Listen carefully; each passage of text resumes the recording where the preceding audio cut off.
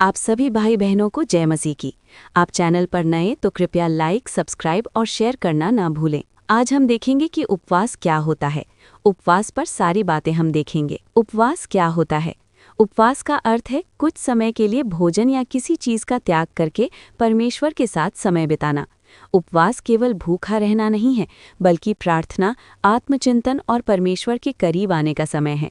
ईसाई विश्वास में उपवास का मतलब है कि हम अपनी शरीर की इच्छाओं को थोड़ा पीछे रखकर आत्मिक जीवन को प्राथमिकता देते हैं। बाइबल में उपवास का महत्व। बाइबल में कई लोगों ने परमेश्वर से मार्गदर्शन पाने के लिए उपवास किया। जीसस क्राइस्ट ने अपनी सेवा शुरू करने से पहले 40 दिन और 40 रात उपवास किया। मोसेस ने भी परमेश्वर से व्यवस्था प्राप्त करते समय 40 दिन उपवास किया। डैनियल ने परमेश्वर से समझ और दर्शन पाने के लिए उपवास किया। इससे पता चलता है कि उपवास परमेश्वर के लोगों के जीवन का महत्वपूर्ण भाग रहा है। उपवास क्यों रखा जाता है? उपवास के कई उद्देश्य होते हैं। 1. परमेश्वर के करीब आने के लिए। जब हम उपवास करते हैं तो हम अपना ध्यान संसार की चीज़ों से हटाकर परमेश्वर पर लगाते हैं। 2. प्रार्थना को मजबूत बनाने के लिए। उपवास के समय प्रार्थना अधिक प्रभावशाली होती है क्योंकि मन और आत्मा परमेश्वर पर केंद्रित रहते हैं। 3. मार्गदर्शन पाने के लिए। जब जीवन में बड़े निर्णय लेने होते हैं तो कई लोग उपवास करके परमेश्वर से मार्गदर्शन मांगते हैं। 4. पश्चाताप के लिए। जब कोई व्यक्ति अपने पापों के लिए सच्चे दिल से पश्चाताप करता है तो वो उपवास करके परमेश्वर से क्षमा मांग सकता है। 5. आत्मिक शक्ति पाने के लिए। उपवास आत्मिक जीवन को मजबूत करता है और विश्वास को गहरा बनाता है। उपवास के प्रकार। 1. पूरा उपवास। कुछ समय तक बिल्कुल भोजन नहीं करना और केवल पानी लेना। 2. आंशिक उपवास। कुछ प्रकार के भोजन का त्याग करना। 3. समय का उपवास। दिन के कुछ घंटे या पूरा दिन भोजन ना करना। 4. किसी आदत का उपवास। कुछ लोग मोबाइल, मनोरंजन या अन्य चीज़ों से भी उपवास करते हैं ताकि परमेश्वर पर ध्यान लगा सकें। उपवास करते समय क्या करना चाहिए?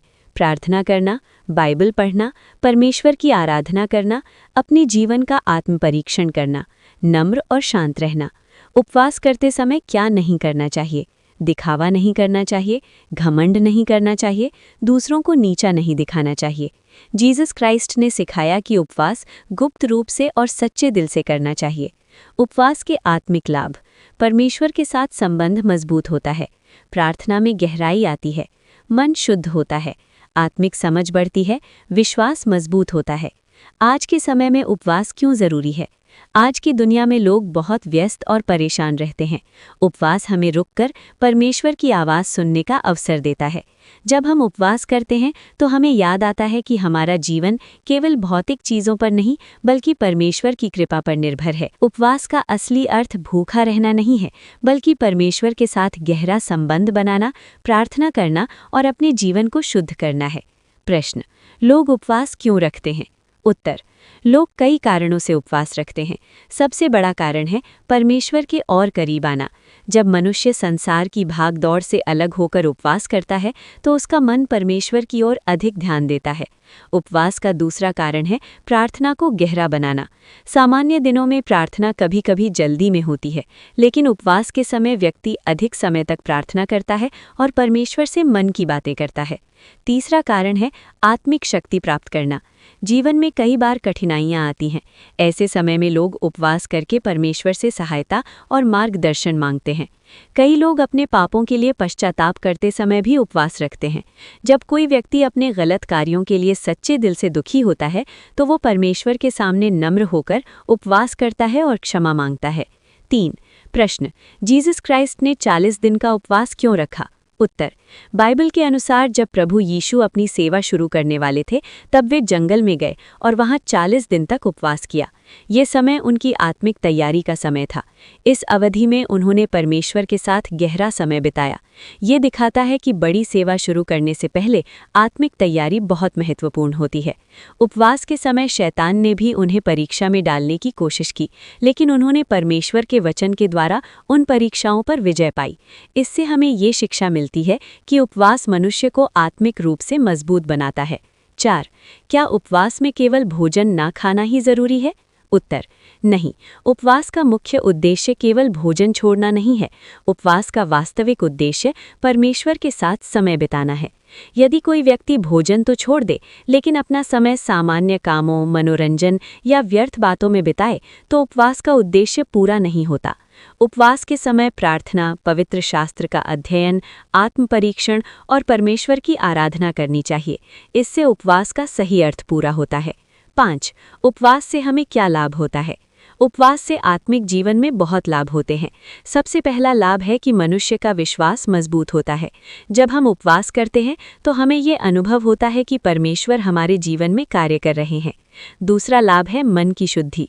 उपवास के समय व्यक्ति अपने जीवन को ध्यान से देखता है और गलतियों को सुधारने का प्रयास करता है। तीसरा लाभ है आत्मिक समझ का बढ़ना।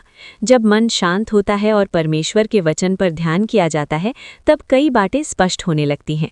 6. उपवास के समय हमें क्या करना चाहिए? उत्तर: उपवास के समय सबसे महत्वपूर्ण काम है प्रार्थना।